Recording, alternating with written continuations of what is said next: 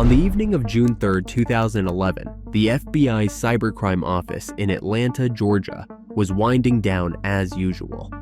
Agents typed quietly, ready to head home after a long week of tracking digital criminals.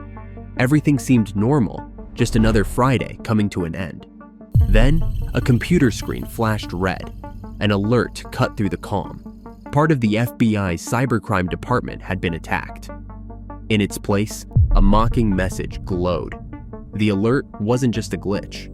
Names, emails, and passwords for about 180 members, from FBI contacts to company leaders, were leaking online, spreading fast on hacker forums.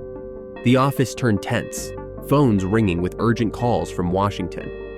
A group of teenage hackers had struck, and nobody knew who they were or what they wanted. What would they do next? This wasn't the FBI's first brush with hackers, but this time, it felt different.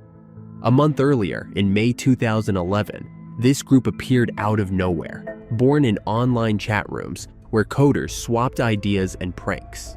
They weren't a polished team in a secret base. They were young people, some still in school, working from cluttered bedrooms and cheap apartments. Their leader, Hector Monsegur, a 27-year-old from New York, went by Sabu online. He lived in a small place with peeling paint, raising two young cousins while tapping away on an old laptop. Others joined him, like Jake Davis, a 19-year-old from the United Kingdom, known as Topiary, and Ryan Ackroyd, a 25-year-old known as Kayla. A 16-year-old coder, Mustafa Al-Bassam, who went by T-Flow, and a few more rounded out the core crew. They called themselves LulzSec, after lulz, a variation of LOL, where you laugh at someone else's trouble, or after getting away with a prank. Their goal wasn't money or power. They wanted to cause chaos and make big names look foolish. How far could a group like this go? Well, LulzSec didn't waste time. Starting in May 2011, they launched a string of attacks that shook the internet. On May 7th, they targeted Fox, a major television network, leaking information from its X Factor show, a popular singing contest. The leak wasn't huge, about 73,000 contestant profiles, but it was bold. It was a jab at a giant company. Weeks later, on May 30th, they hit the Public Broadcasting Service, known as PBS, a network for educational shows. They broke into its website and posted a fake news story claiming two famous rappers, Tupac Shakur and Biggie Smalls, were alive and hiding in New Zealand. The story spread online, confusing fans and reporters until PBS pulled it down. LulzSec announced the prank on Twitter, where their account was gaining thousands of followers. They were just getting started. What else could they pull off? Their next move came on June 2nd, when they attacked Sony Pictures, a major movie company. They got into a database holding details from about 3,700 people who had entered online contests.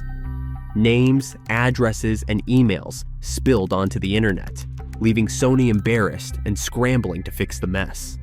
The company had to warn customers and tighten its systems, an expensive headache. LulzSec didn't stop there. On June 3rd, they struck Atlanta's InfraGard, the attack that jolted the FBI office. They didn't just steal data. They replaced the site's homepage with insults, saying the FBI's security was wide open. The 180 members whose information leaked included people working with banks, tech firms, and government projects. The breach wasn't about stealing cash or spying. It was about showing the world they could outsmart anyone. But how exactly did they manage to hack the FBI? It's not clear, but LulzSec was known for three main hacking methods: finding weak spots in old, unupdated website software that let them sneak in; using something called SQL injection, where they typed special code into things like search bars to confuse the website's database and make it reveal private information like usernames; and guessing or reusing passwords that weren't strong enough to unlock accounts. The FBI in Atlanta faced pressure to act fast. Agents stayed late that June 3rd evening, combing through computer logs and hacker websites for clues. The InfraGard attack wasn't just a local problem. Calls poured in from higher-ups in Washington, demanding answers. Some of the leaked passwords were simple, like Agent 123 or Password 1, making the FBI look careless. Lulzsek's Twitter account, now with about 280,000 followers, bragged about the hit, posting the stolen data for anyone to grab. News channels picked up the story, describing a mysterious group that seemed to strike at will. Agents knew they were dealing with something new, a crew that didn't follow the usual rules of crime. For a while, it seemed like nobody could stop Lulzsek. They were bold, unpredictable, and completely untouchable. But there was one thing they didn't expect. The person who would take them down wasn't an FBI agent or a top security expert. It was one of their own. Until then, Lulzsek kept moving.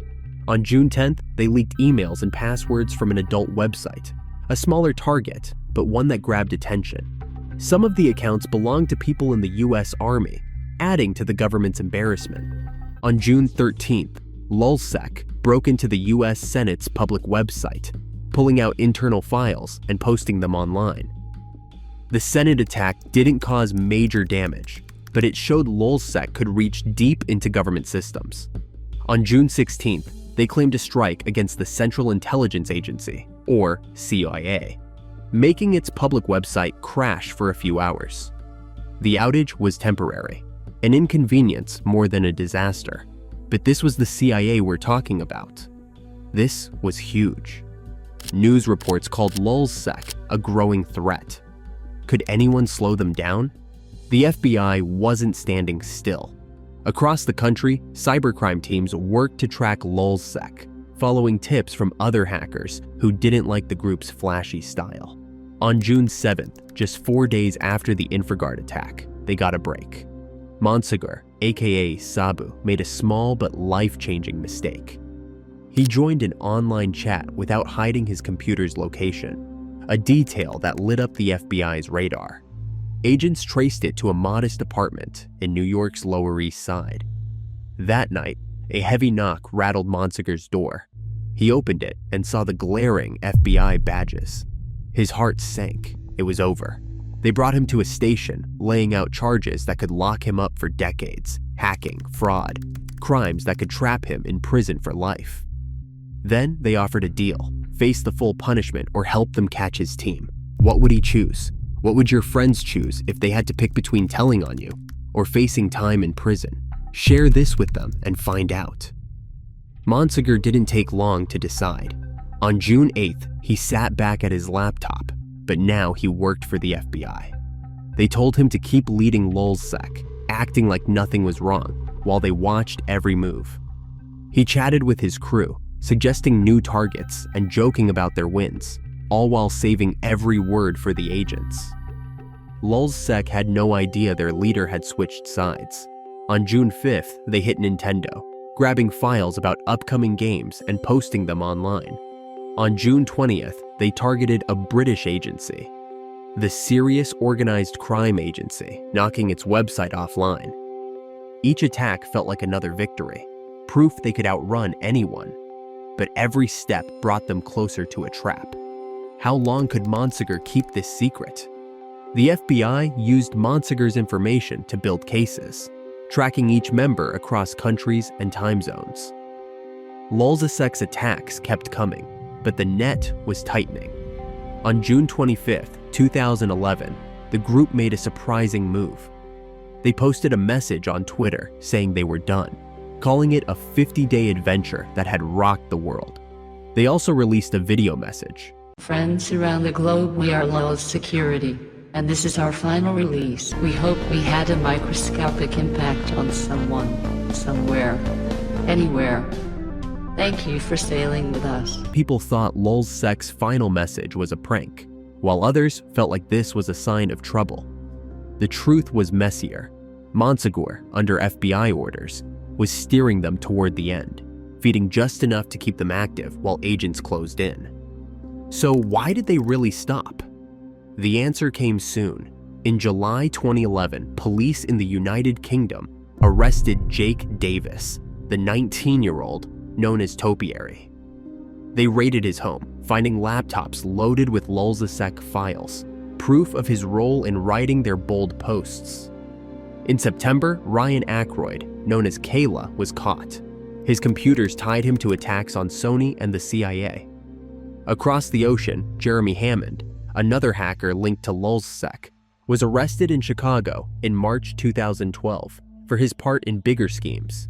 The FBI announced they had charged 6 main members, naming Monsegur as their key source. His betrayal completely shattered the group, turning their secret chats into evidence. What would happen to them now? Courts moved quickly to settle the cases. In May 2013, Ryan Aykroyd stood in a courtroom and admitted his role in the attacks. The judge gave him 30 months in prison, but he served about half. Jake Davis faced the United Kingdom court in June 2013, taking responsibility for his posts and hacks. Jake got a 2-year sentence, which was served under strict rules at home. Jeremy Hammond's case was heavier. A US court sentenced him to 10 years, tied to other hacking beyond Lulzsec, keeping him locked up until 2020. Monsegur's turn came in May 2014 in New York. The judge gave him 7 months, a light punishment for helping the FBI stop more attacks. He had saved companies millions, the court said, by turning on his team. Lulzsec's members scattered after the arrests. Monsegur left prison in 2014, moving somewhere new, avoiding computers and attention.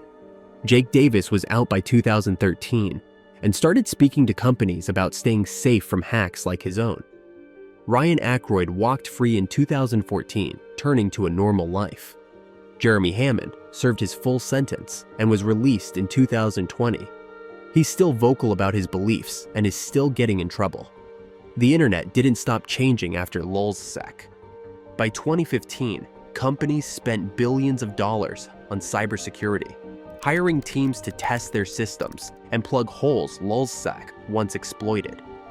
Governments, stung by attacks on the Senate and CIA, pushed for tougher laws and better defenses.